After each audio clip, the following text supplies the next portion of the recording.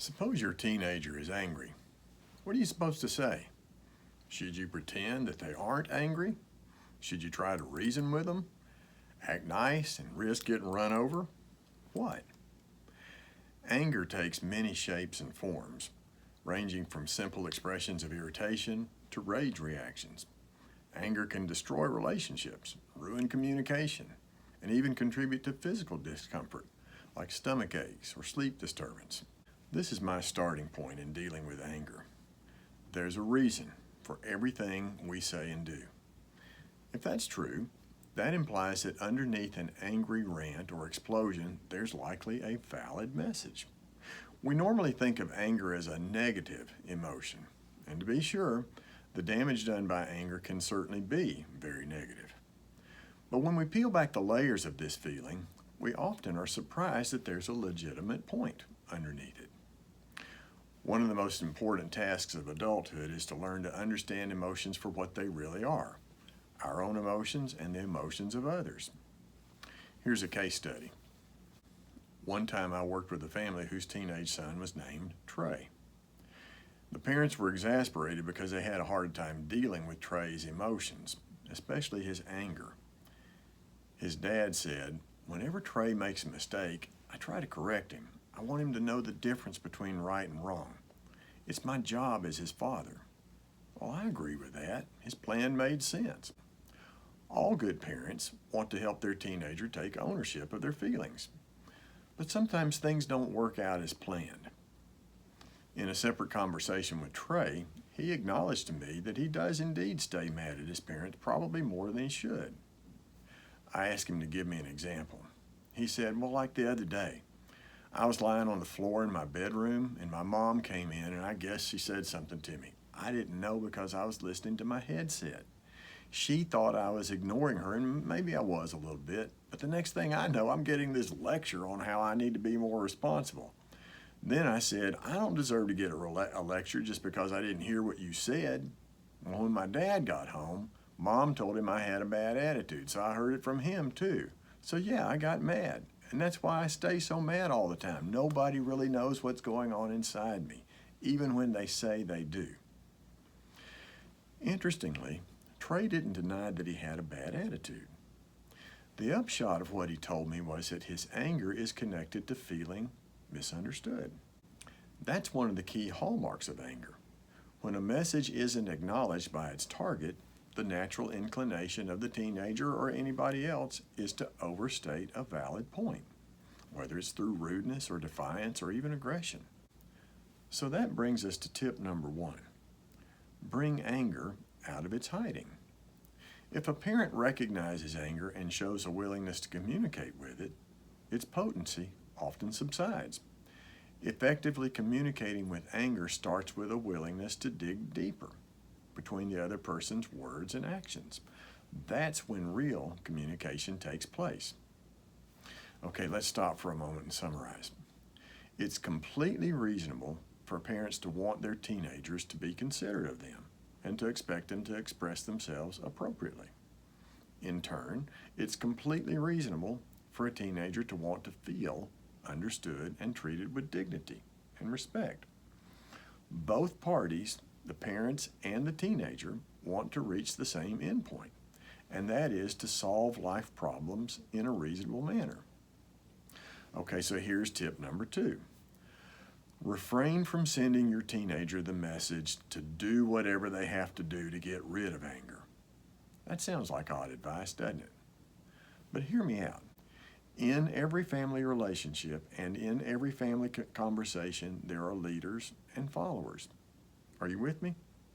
My position here is that parents should be the leaders because teenagers lack the experience in life to make some of the adjustments they need to ultimately learn. Parents who strike an angry teenager with their own brand of anger are not taking the lead. Instead, they're abdicating the throne, so to speak, to the teenager's anger. You don't want to do that. Let me repeat what I said a moment ago. When trying to decide what to say in the face of anger, our first task is to openly recognize its existence. Anger has a purpose. Anger can be a confession of sorts, where someone tells exactly where they stand on a given issue. Mind you, there's nothing wrong with conveying to an angry teenager there's boundaries within which you should relate to others, but my point here is to guide you to stay in charge of your own emotions so you don't get into an unnecessary battle with your teenager. Okay, now here's 4 independent guidelines on how to deal with an angry teenager. Number 1, accept angry feelings as a communication form. I realize it's not a handsome style of communication, but it is a way of conveying a message. If your teenager says something rude or offensive or aggressive, let your first step be taken backward. Disarm anger by asking questions like, "How's that?" Or by saying, "Tell me what you're thinking," or "There's a lot of force behind what you just said. Help me get to the bottom of it." By recognizing that your teenager is trying to say something, he or she believes you are important. You, not anger, are now in the lead. Number 2, when responding to anger, stick to the problem at hand and stay clear of character assassination. Avoid making counterpoints. Realize that there's going to be other times to offer constructive criticism. Perhaps the biggest trap anger sets is to pull you into pointless conversations, to make you feel powerless. Power struggles are won or lost based on your capacity to stay out of pointless conversations. If it's obvious your teenager won't hear a word you'd like to say, don't say it. I realize that's easier said than done, but I also promise that if you can follow that guideline, anger will not dominate you or your household. Okay, my 3rd guideline. By maintaining your composure, you're showing leadership, not weakness. Some people think it's the other way around. Don't fight fire with fire. Someone needs to take charge of the situation in a healthy way, and it might as well be you. Take pauses if it's necessary. Don't rush to defend yourself. Think the way your teenager is thinking then and there, even if you disagree with his or her perspective.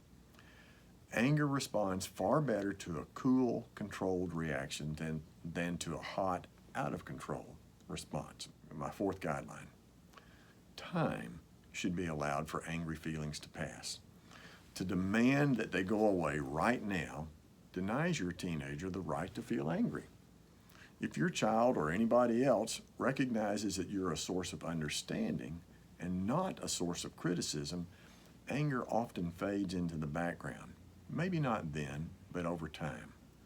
One of the greatest temptations we have is to respond to anger with advice or much needed information or emotional pleas or predictions about what's going to happen next or in the future. Hear me out when I say this. In the same way that telling a good joke is all about timing, teaching your teenager much needed lessons about life is all about the exact same thing, timing. You'll probably be far more effective if you allow a day or 2 to go by before saying things your teenager really needs to hear, or maybe even wait until an ideal teaching moment arises, or even to look for a time to interject a bit of humor into your situation. So fight your teenager's anger with these 4 key words: acceptance, power, leadership, and timing. I'm psychologist Lee Carter.